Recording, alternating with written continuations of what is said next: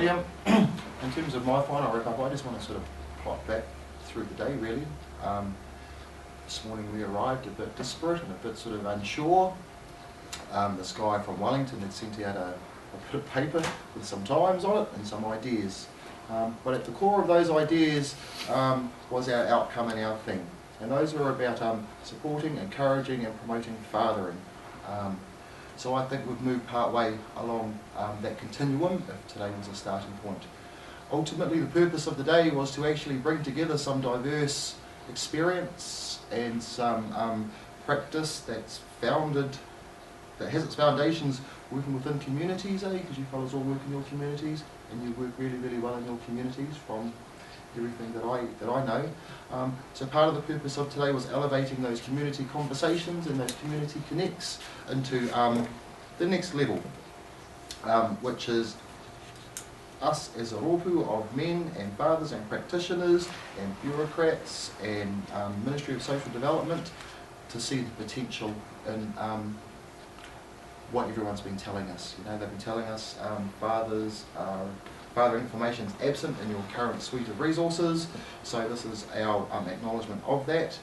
Part of it's been a time-honoured process by engaging people like Dave in the first instance, people like myself and Mike Stiles going to fathering conversations, putting our toe in the water really, coming back into the office to say, hey look, there's a surge, there's a wave happening. So back in the office, 6 months prior to today, it's been sort of boiling away a little bit. So today was a bit of a culmination of that journey, but also the catalyst for the next phase, I guess. So like I say, bringing everyone together to share your experiences with us has been really, I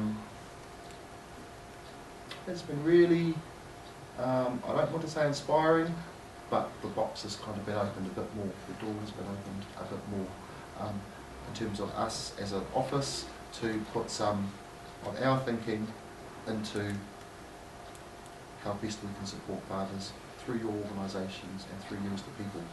Going through the day, what are some of the things I've heard? I've heard about symbols, fathers engaging with symbols. I've heard about talking to each other, men talking to men, facilitators and practitioners talking to men, sometimes on the phone. The phone conversation was a real surprise to me. You know, really, absolutely. And I can understand it when there's that sense of not being judged. You know, the phone, you don't get the instant body language feedback, but you've got license to verbalise. You might not get the whole story. Yeah, absolutely. But it was kind of like, it's interesting, because I kind of thought the world operated face to face. But maybe that's a key difference between my experience and others, so it must lead somewhere. We've had a lot of talk around technical things, brain development being a bit of a key. We've had a talk about language. We've talked about the culture of judgment in terms of the fearfulness of being judged, especially amongst our peers, and not knowing what to do, and a sense of panic around that.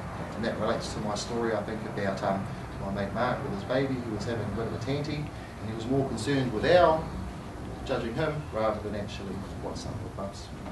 So that's kind of interesting too. You know, we've talked about funding and practice being in patches, and some of that reflects the localisation of our approach, I guess. So there's a sense of stuff happening on the ground, but a bit of a connect is needed at another level to keep us all on, to keep our motivation and keep ourselves present there. I guess so part of that's about living in the moment and planning for the beyond. I guess I really enjoyed Jono's intro around it takes 8 weeks to brew a batch. It's kind of good to know because you've got an 8-week course and it keeps those fellas in here as well. So choice. And actually one of the key messages that I'll take back with me today is that I think maybe Tamati, they come from you Tamati, and it says a positive influence from outside the family can really inspire dads, you know, and that's about being connected as a community and having caring for each other in the community. So on that note, I want you all to be safe, you know, solid, active fathers everywhere. You know, you've challenged us for some things, and I think that's our tono back to you guys in terms of creating that environment where there are solid, active fathers everywhere. It's a time-honoured process, probably won't happen overnight. If we keep on keeping on, got some new relationships, we'll get some more traction.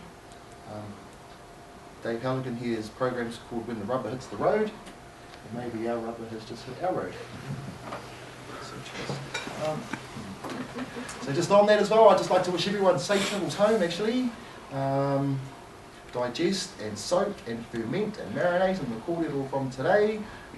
Maybe in a week's time it'll all make sense. If it doesn't make sense right now. But stay connected, be well and be safe. Truly have a safe trip home. I want to acknowledge and thank Elizabeth and Vicky for being part of our group. We've had this thing in the office around, oh, it's the dad talk, shut the door on the ladies, and I'm going, well, that's not my reality. And if I'm charged with taking information back to the office, I'm spreading my safety net out.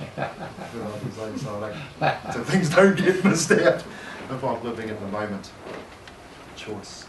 Thank you all for your contributions. It's been mean as. I'll just say a quick karakia and then we can go on our way, eh?